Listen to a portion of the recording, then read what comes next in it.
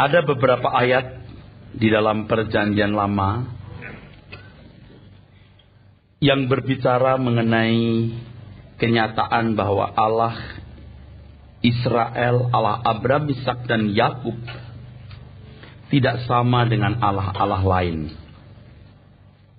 Di Mazmur pasal 35 ayat 10, Mazmur 71 ayat 19, Mazmur 86 ayat 8, Mazmur 89 ayat 9 dan banyak lagi, saudaraku. Berdasarkan ayat-ayat dalam Perjanjian Lama mengenai hal ini, banyak orang Kristen dewasa ini menyerukan bahwa Allah kita tidak sama dengan Allah lain. Kalau misalnya jemaat ditanya, apakah saudara percaya bahwa Allah kita berbeda atau tidak sama dengan Allah lain? Pasti dijawab amin. Banyak lagu-lagu yang digubah dengan syair yang memuat pernyataan ini. Jemaat pun menyanyikannya dengan penuh keyakinan dan kebanggaan. Para pemimpin puji-pujian, worship leader dan pengkhotbah pun juga sering mengucapkan kalimat tersebut bahwa Allah kita berbeda dengan Allah lain. Saya mau mempersoalkan dengan serius hal ini, saudaraku. Bagaimana kita tahu bahwa Allah kita berbeda dengan Allah agama lain? Bagaimana kita tahu bahwa Allah kita berbeda dengan Allah-Allah lain? Bagaimana saudara tahu? Bagaimana orang Kristen tahu bahwa Allahnya tidak sama dengan Allah lain? Apanya yang berbeda? Apanya yang lain? Kita tidak bisa mengatakan mengenai perbedaan tersebut kalau kita tidak mengenal secara mendalam Allah kita dan menemukan perbedaannya dengan Allah agama lain. Dalam hal ini mau tidak mau kita juga harus mengetahui model Allah lain. Nah, kalau kita tidak tahu, bagaimana kita bisa berkata tidak sama dengan Allah lain? Apakah saudara sungguh-sungguh mengenal secara mendalam Allah saudara dan belajar mengenai Allah agama lain itu? Bagaimana bisa berkata Allahku berbeda dengan Allah agama lain? Allah mana seperti Allahku? Tiada yang seperti Engkau. Kok tahu? Sungguh suatu kebodohan kalau seseorang berkata bahwa suatu barang yang ada padanya adalah sesuatu yang istimewa, kalau dia tidak memahami keistimewaannya dengan benar. Terlebih lagi kalau ia berkata bahwa apa yang dimiliki itu berbeda dengan barang lain yang sejenis, tanpa mempelajari apa yang sejenis itu dari yang bukan miliknya. Demikian pula saudaraku sekalian, kita akan menjadi orang-orang Kristen yang berkategori bodoh, seperti gambaran orang tersebut. Mengaku barangnya sesuatu yang dimiliki itu istimewa tanpa mengerti keistimewaannya. Ini sama seperti orang-orang di Indonesia bagian timur. Pada waktu cengkeh begitu mahal, panen cengkeh dia beli kulkas, dia tarik dengan kereta sampai di kampungnya padahal tidak ada listrik. Nah, kulkas itu dia pikir lemari baju. Seberapa saudara mengenal keistimewaan Tuhan? Seberapa dalam saudara menggali kekayaan kebenaran mengenai Tuhan kita? Dan apakah saudara mengerti pola dari agama lain? Tetapi ini sudah menjadi bahasa umum banyak orang Kristen. Allah kita tidak sama seperti Allah lain. Allah mana seperti Allahku. Celakanya saudaraku sekalian, ada orang-orang Kristen yang tidak mengenal Tuhan dengan benar. Tetapi mereka mengucapkannya dengan keyakinan dan kebanggaan. Jadi mengucapkan itu dengan keyakinan, kebanggaan tanpa pengertian. Hal ini bisa kita tolerir. Kalau dia orang Kristen baru atau ketika kekristenan sedang mengalami satu kebangunan rohani di awal-awal kebangunan rohani. Tetapi ini tidak bisa dan tidak boleh berlangsung terus-menerus. Sebab kalau kita berkata Allahku berbeda, Allahku tidak sama, dia harus mengenal betul Allahnya dan menemukan perbedaannya dengan Allah-Allah lain. Jadi dengan pernyataan bahwa Allah orang percaya berbeda dengan Allah yang lain, mengisyaratkan bahwa mereka sudah mengenal Allah dengan benar dan memahami perbedaannya. Pada kenyataannya, saudaraku, banyak orang Kristen belum mengenal dengan baik dan tidak tahu perbedaannya itu. Dan ini sebenarnya menunjukkan betapa kacaunya kehidupan iman orang-orang seperti ini. Sebab akan terbangun damai semu, ketenangan semu, iman yang semu pula. Sebab kalau seseorang tidak mengenal dengan benar Allah yang benar itu, maka keadaan batiniahnya pun pasti tidak benar. Tetapi kalau ia merasa sudah tahu, merasa sudah mengenal, maka kebodohannya akan lebih permanen. Kesemuan semunya, palsunya damai, iman, ketenangan itu lebih permanen di dalam dirinya. Karena dianggap itulah yang benar. Orang-orang seperti ini tidak akan merasa berat menasihati, bukan dinasihati. Ia merasa tidak perlu dikoreksi oleh siapapun dan paling parah, kalau mereka tidak perlu belajar untuk bertumbuh dalam pengenalan akan Tuhan. Tidak jarang justru orang-orang seperti ini menyerang ajaran yang benar atau melawan kebenaran. Sebab kalau mereka sudah mulai merasa bahwa mereka sudah mengenal Allah, Allah itu begini, ya, tidak sama dengan Allah lain, ya. Nah, Allah yang begini yang menjadi pemahaman mereka, fantasi mereka, image mereka, doktrin mereka, itu sudah menjadi kokoh begitu rupa. Sehingga kalau ada ajaran yang tidak sesuai dengan apa yang dia pahami, dianggapnya sesat dan dia lawan. Dia bisa melawan kebenaran. Oleh sebab itu, saudaraku sekalian yang kasih, mau tidak mau orang percaya harus belajar mengenal benar Allahnya. Dan ketika dia melihat fenomena kehidupan orang yang tidak percaya Tuhan, dia tahu perbedaannya di sini.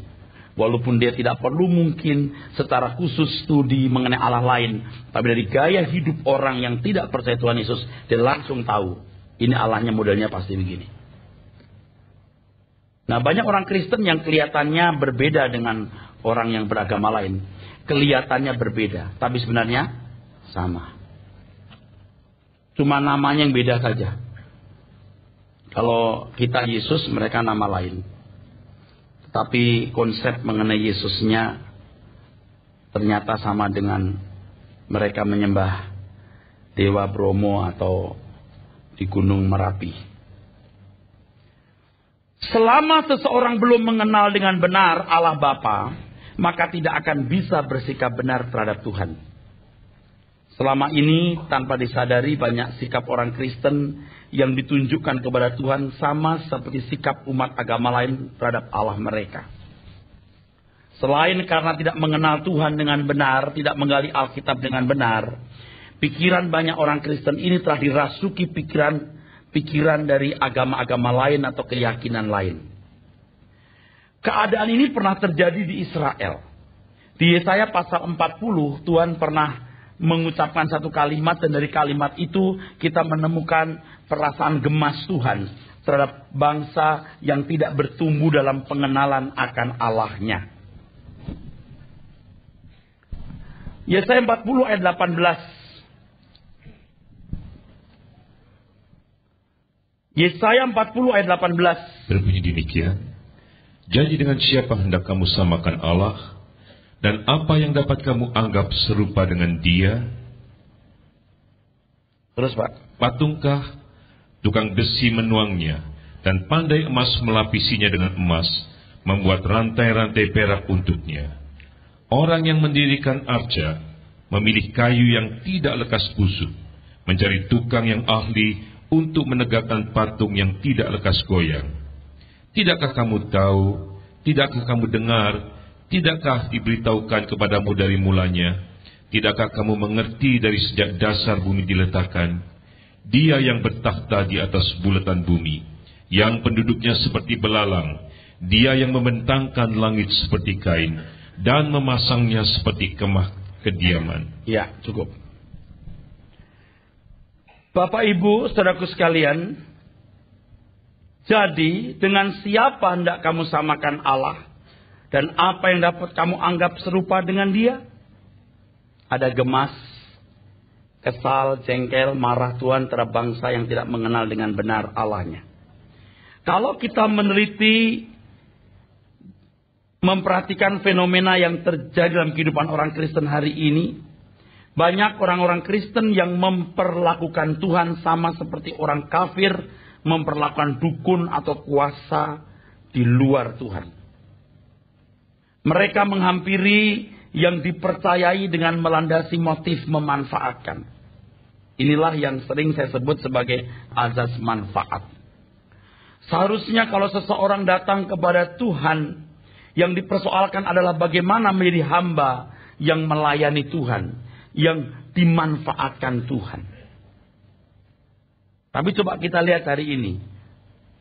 Saya kira sebagian besar ya, di beberapa gereja yang ajarannya tidak benar, berurusan dengan Tuhan karena mau memanfaatkan Tuhan, bukan karena mau dimanfaatkan Tuhan, bukan karena mau menyerahkan diri sepenuh kepada Tuhan. Buktinya sudah jelas. Sebagian saudara pun juga sampai hari ini tidak sanggup untuk menghampiri Tuhan, untuk sungguh-sungguh hidup dimanfaatkan Tuhan. Saudara masih menjaga jarak begitu rupa dan begitu perhitungan dengan Tuhan.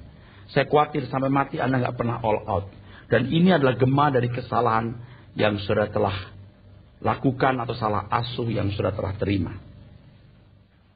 Contoh lain, menggunakan nama Tuhan secara sembarangan seperti mantra. Seolah-olah dengan nama Tuhan, dalam ini Yesus Kristus, apa yang dikehendaki dapat diwujudkan dalam nama Yesus. Dalam nama Yesus. Jadi nama Yesus seperti mantra.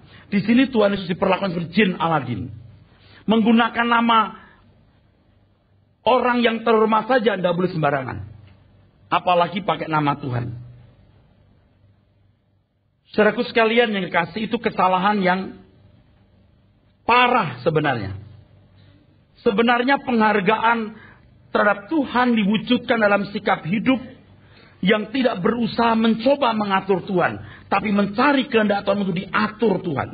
Di Yesaya pasal 40 itu Pak, ayat 13-14.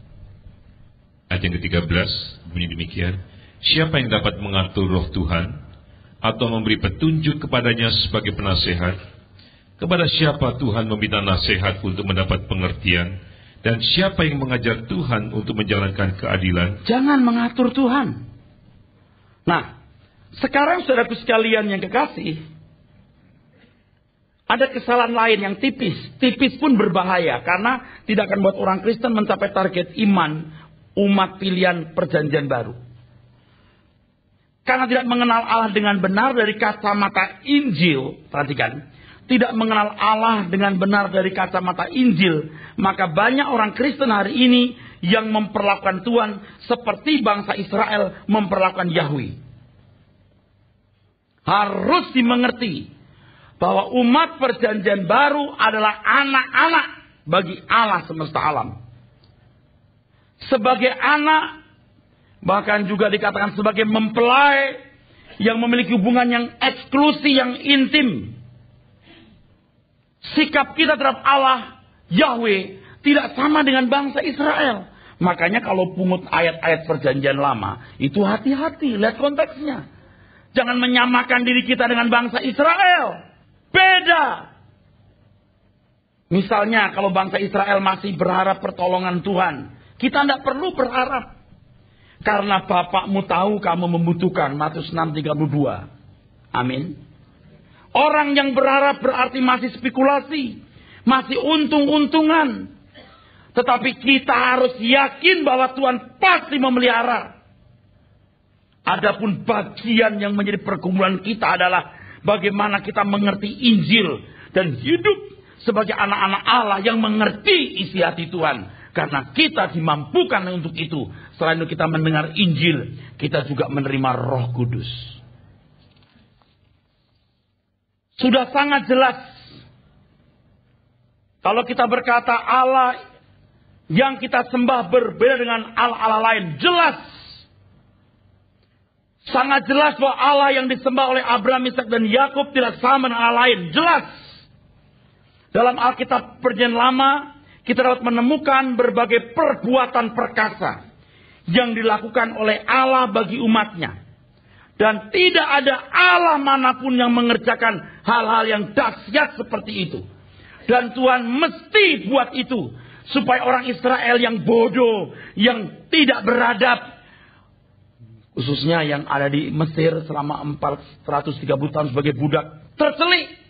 Bahwa Allah nenek moyangnya itu Allah yang berbeda dengan anak Allah. Berbeda dengan Allah-Allah lain. Perbedaan itu dapat dilihat dari manifestasi kedahsyatan kuasa Allah yang nyata di depan bangsa Israel. Bahkan di depan suku-suku di Kanaan pada zamannya. Apakah perbedaan itu juga yang membuat kita mengatakan Allah kita berbeda dengan Allah lain? Ikut-ikutan seperti orang Israel? Kalau orang Yahudi, orang Israel berkata, Allah kita tidak sama dengan Allah agama lain. Tidak sama dengan Allah lain. Apakah kita juga mengucapkan kalimat yang sama karena dasar itu? Jika ya, Anda tidak mengenal kebenaran Allah yang sejati. Anda kelas bangsa Israel, kelas bangsa Yahudi, bukan kelas umat pilihan Allah. Kalau kita menganggap bahwa landasan yang digunakan umat perjanjian lama sama dengan kita, maka berarti suatu kesalahan yang fatal. Fatal. Sebab umat perjanjian baru memiliki standar kebenaran yang jauh lebih tinggi dari umat perjanjian lama. Sungguh berbeda sekali. Umat perjanjian lama memiliki fokus perhatian kepada pemenuhan kebutuhan jasmani. Sedangkan orang percaya tidak. Umat perjanjian lama pasti mengalami kedahsyatan kuasa Allah secara fisik untuk melindungi umat Israel dan membuktikan bahwa Allah Yahweh adalah Allah yang benar. Tapi justru umat perjanjian baru tidak diperlakukan sama seperti itu. Tidak diperlakukan seperti itu. Kalau kita perhatikan orang tua ya, cara orang tua memperlakukan anaknya umur 5 tahun dengan anaknya umur 40 tahun atau 30 tahun beda. Oke, kalau jauh. Cara mama papa memperlakukan anak umur 3 tahun dengan anak umur 15 tahun itu beda. Umat Israel itu umurnya 5 tahun. Walaupun anak umur 15 tahun bisa mempelajari karakter orang tuanya dari cara orang tuanya memperlakukan anak umur 3 tahun, tapi jangan mengharapkan papa mamanya memperlakukan dirinya yang usia 15 tahun itu sama seperti mama papanya memperlakukan adiknya yang umur 3 tahun. Nangkep saudaraku? Hal ini hampir tidak pernah diungkapkan orang. Dan kita bersyukur hari ini terungkap. Supaya kita tidak melakukan kesalahan yang berkepanjangan. Umat perjanjian baru tidak perlu membuktikan keperkasaan Allah secara fisik. Tidak perlu. Tidak perlu. Umat perjanjian baru tidak perlu membuktikan keperkasaan Allah secara fisik. Kalau umat perjanjian lama, khususnya pada zaman Yesus masih merindukan kebebasan politik dari penjajahan Roma, mereka tidak akan pernah bisa menerima Yesus sebagai juru selamat. Sebab kemerdekaan yang Tuhan Yesus mau berikan kepada umat pilihannya adalah kemerdekaan dari dosa. Tetapi umat penyelama yang hidup pada zaman Yesus, ingat, masih mau kemerdekaan politik. Tidak nyambung.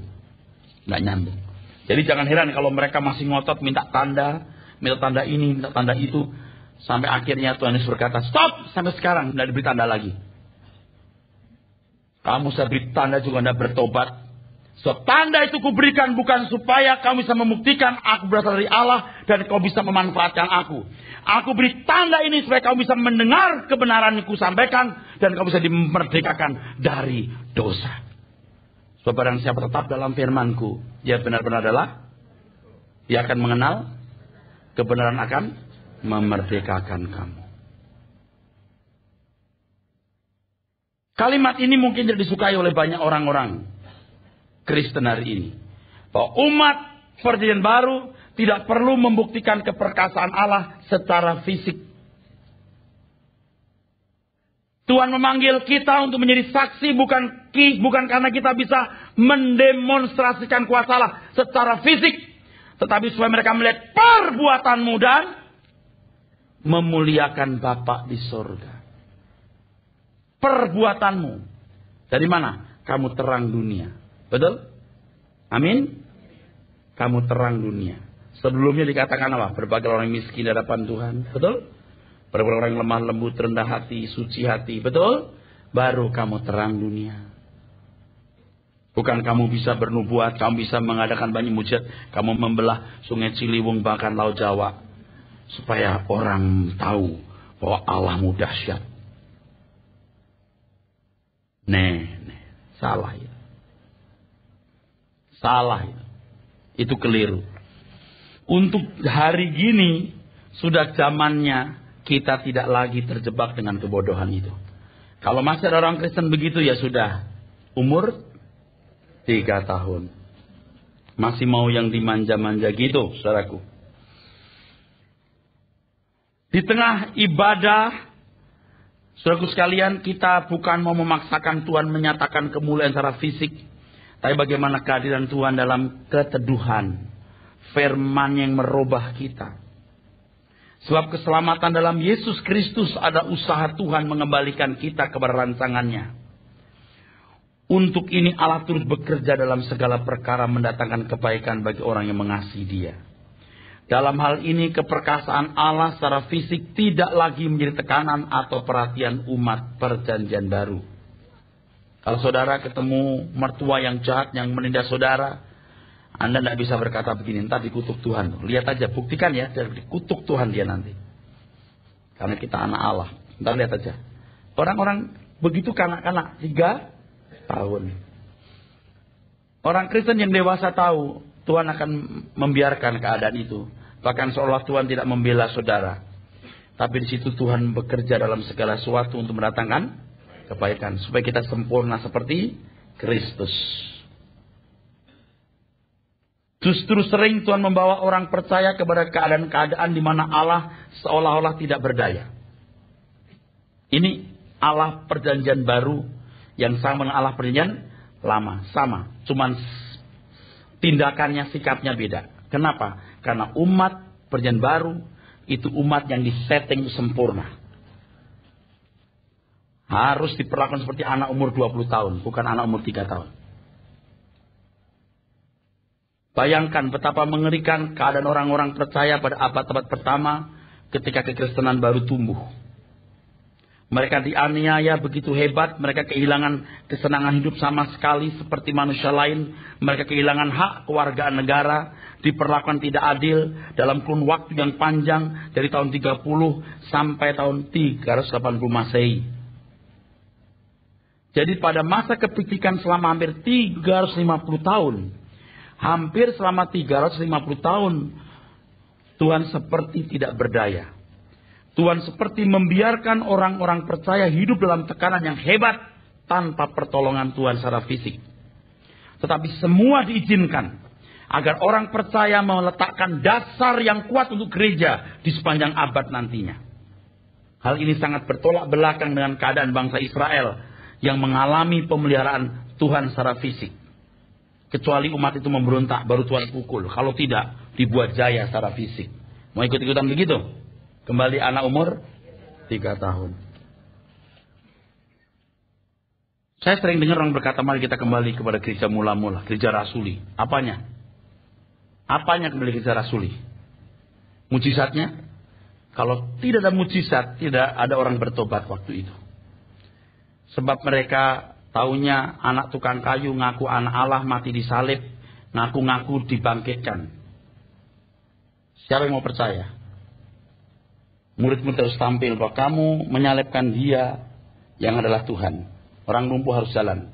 Bayangan Petrus membuat orang bisa bangkit. Nah, kalau sekarang saudara mengenal Yesus sebagai Tuhan dan Juru Selamat, apakah masih membutuhkan itu? Bukan tidak percaya kuasa Tuhan.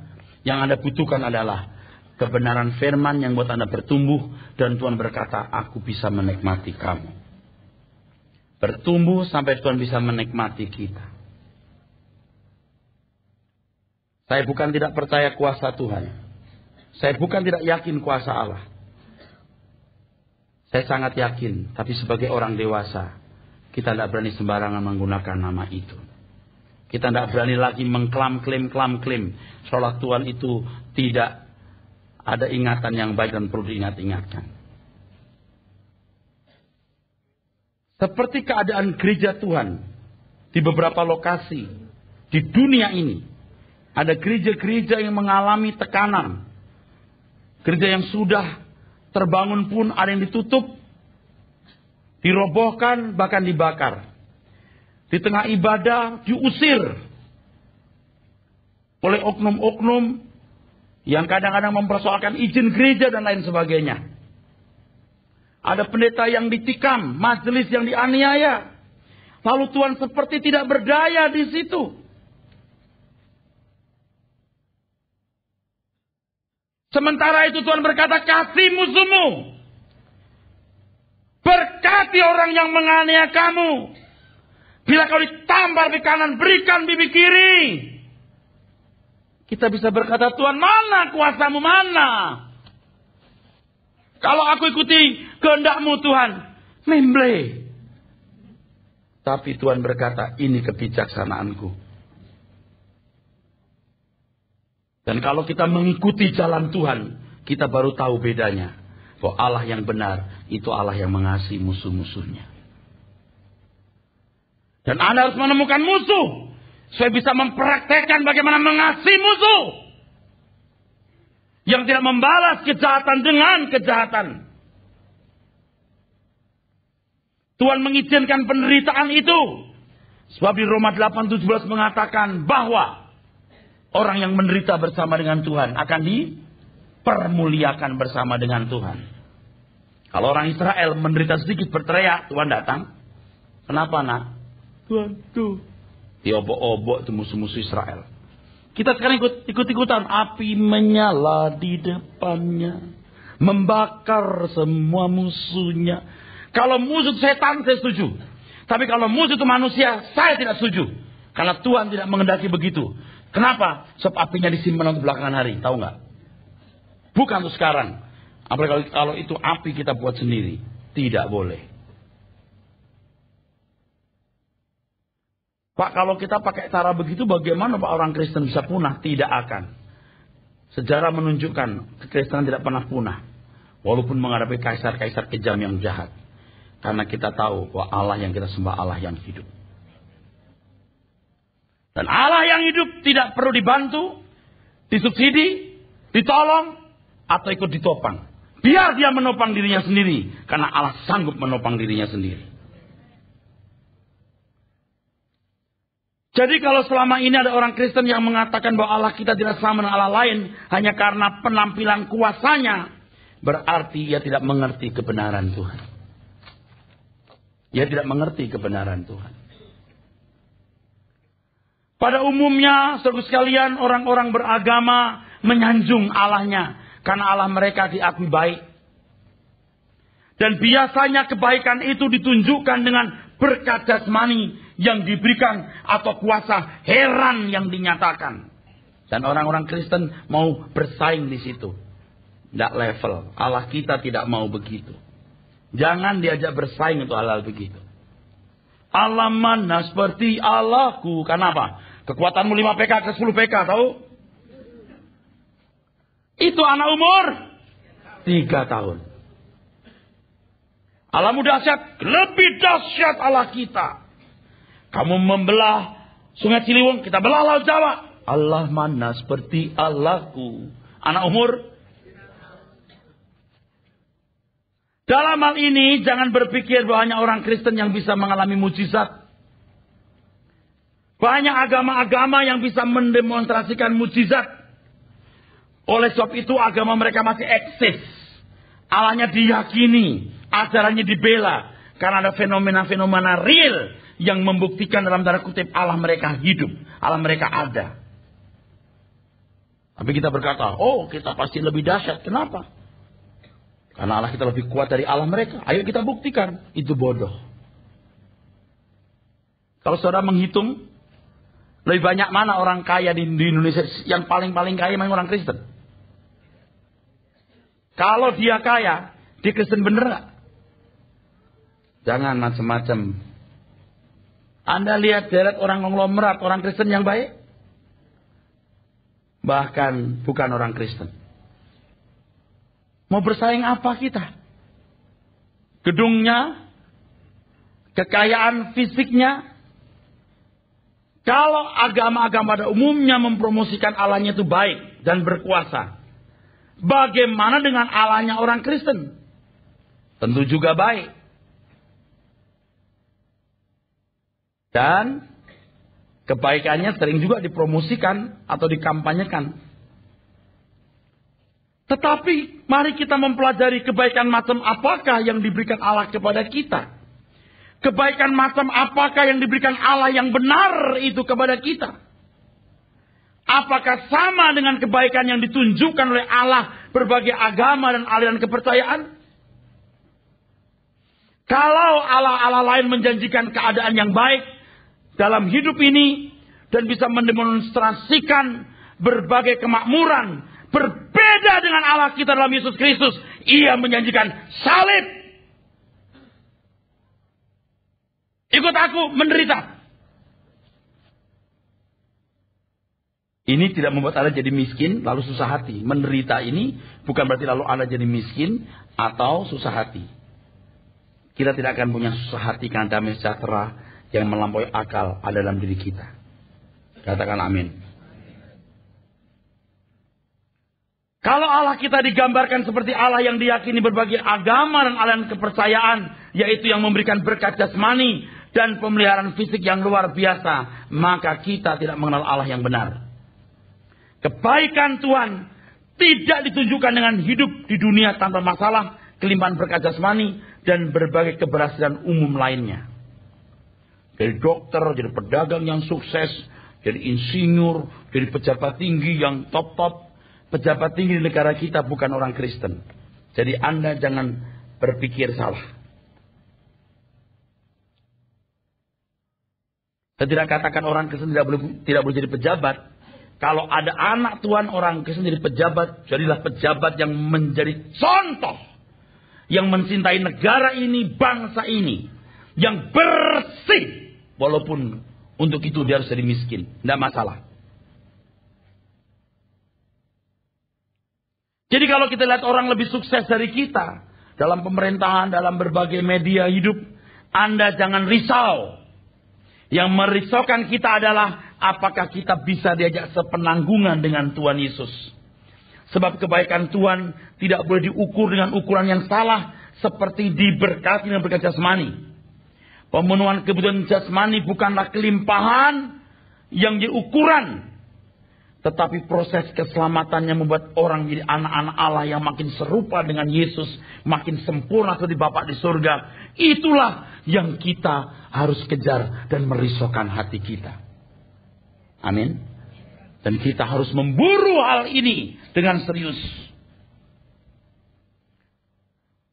Dan kita harus sungguh-sungguh masuk ke dalam proses penyelamatan.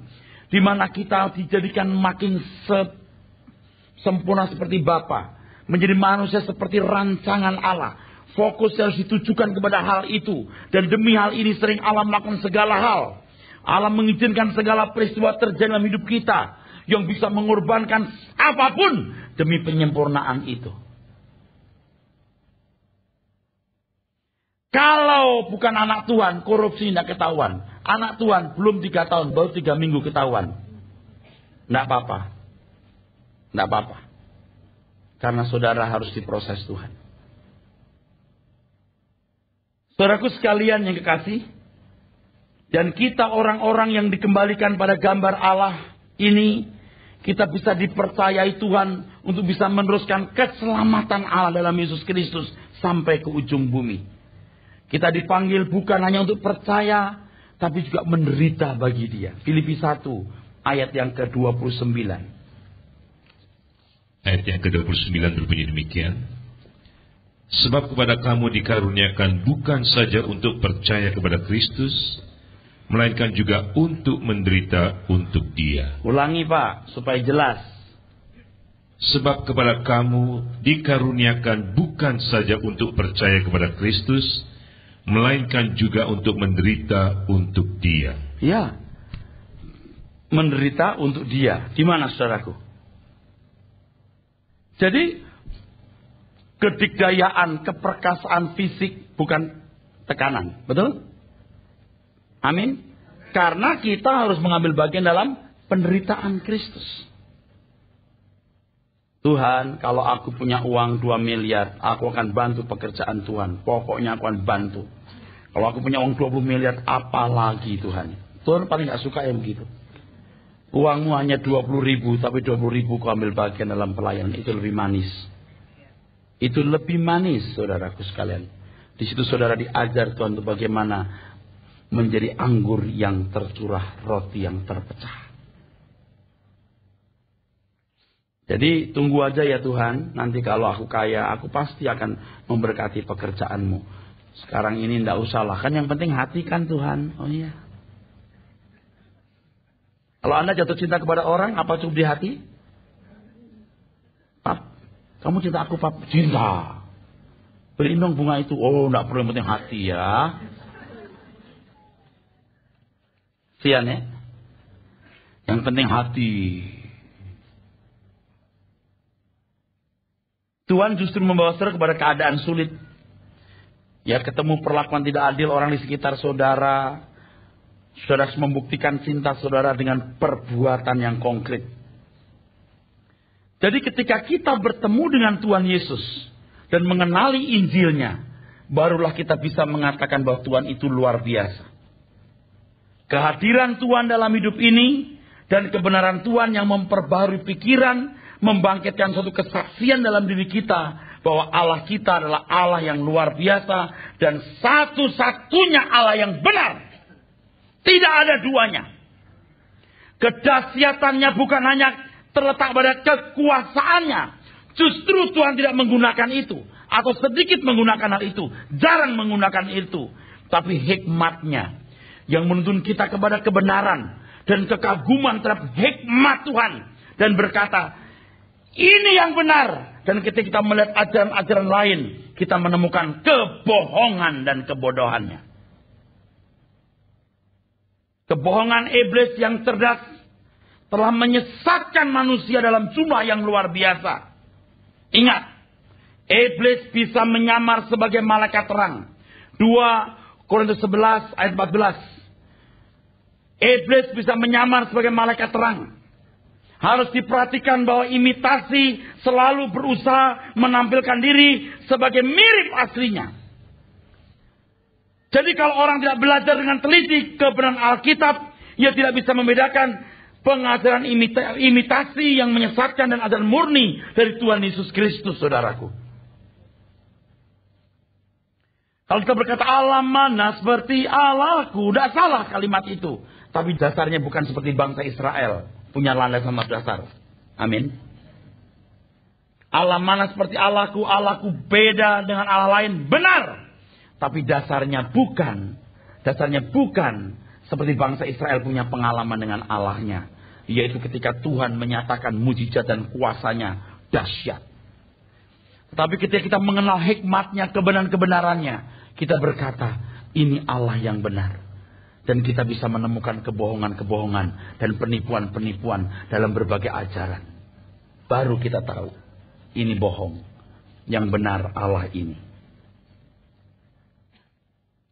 Hari ini banyak orang disesatkan oleh berbagai keyakinan yang mengajarkan Allah yang baik, Allah yang esa, Allah yang penuh kasih, tetapi menolak Tuhan Yesus sebagai jalan keselamatan. Nah, bagaimana kita harus membuktikan bahwa apa yang diajarkan Tuhan Yesus kepada kita adalah ajaran yang benar? Bagaimana kita bisa membuktikan dan mengalami bahwa dia adalah jalan keselamatan satu-satunya? Kalau kita tidak mendalami Injil secara benar, kita hanya punya fanatisme agama karena orang tua kita Kristen. Fanatisme agama karena pasangan kita Kristen. Fanatisme agama karena nenek moyang kita Kristen. Berasal dari suku yang beragama mayoritas Kristen. Kita belum menemukan bedanya Allah kira Allah orang lain. Bedanya cuma papa saya beragama Kristen, papanya dia bukan beragama Kristen. Tapi kalau kita belajar kebenaran Injil, menemukan hikmatnya, kita berkata, sungguh Allah tidak sama dengan Allah agama lain. Karena kita menemukan hikmatnya yang mengagumkan dan sangat dahsyat. Dan untuk menjelaskan dahsyatnya kebenaran ini, saya perlu waktu panjang, saudaraku sekalian. Oleh sebab itu saya ingatkan, saudaraku ya, pengajar-pengajar yang tidak memiliki landasan yang kuat, yang cukup. Orang-orang dari non-Kristen yang jadi Kristen disambut dengan meriah, lalu suruh bersaksi, bahkan berkhotbah atau mengajar. Padahal di antara mereka belum belajar Injil secara memadai. Perbandingan yang dibuat antara Allah orang percaya dan yang bukan, itu hanya perbandingan literal yang tidak mendalam. Saudara ngerti maksud saya? Itu memperbodoh. Kok you bisa pindah agama Kristen gimana ya? Dia berikan beberapa alasan. Padahal seringkali ada 1001 alasan di balik itu yang tidak di-mention, tidak dinyatakan. Udah begitu disanjung-sanjung, suruh berkhotbah lagi. Sesat orang-orang ini, saudaraku. Perhatikan itu. Juga ada orang yang dulu orang kaya, bekas artis atau pengusaha, bisa bertobat. Wah, mengagumkan. Coba you bersaksi, bagaimana bisa bertobat dan jadi orang Kristen. Wah, dia bersaksi. Plus memberi nasihat. Ngajar lagi. Dia bisa apa? Perbandingan yang dia buat bukan berdasarkan kebenaran Injil yang dia gali. Berdasarkan pengalaman-pengalaman pribadinya. Yang sangat tidak objektif dalam kebenaran Alkitab. Tapi subjektif. Saya amati dari dulu itu. Orang-orang yang mengeluarkan perbendaharaan isi pikiran mereka. Yang belum selaras dengan Injil kerajaan surga. Dan menyuntikkan dalam pikiran jemaat Tuhan. Akhirnya banyak orang sesat. Lalu berkembang menjadi Allah mana seperti Allahku. Dengan perbandingan yang salah. Dengan perbandingan yang keliru. Dan itu menyesatkan. Benar-benar menyesatkan. Jadi kalau kita mau mengatakan Allah mana seperti Allahku. Anda harus mengenal benar Allah saudara. Dari kebenaran Alkitab. Sampai menemukan gaya hidup yang baru. Dan ketika saudara membandingkan gaya hidup saudara. Dengan gaya hidup orang lain. Anda baru bisa berkata. Allahku tidak sama. Kalau hanya dari kuasanya. Itu bangsa Israel. Bukan standar kita. Tapi dari gaya hidup yang dirubah. Anda bisa mencium keharuman. Orang-orang yang dijamah Injil. Disentuh Injil. Diperbarui Injil. Dan orang baru bisa menemukan. Bahwa Allah orang Kristen itu beda. Amin.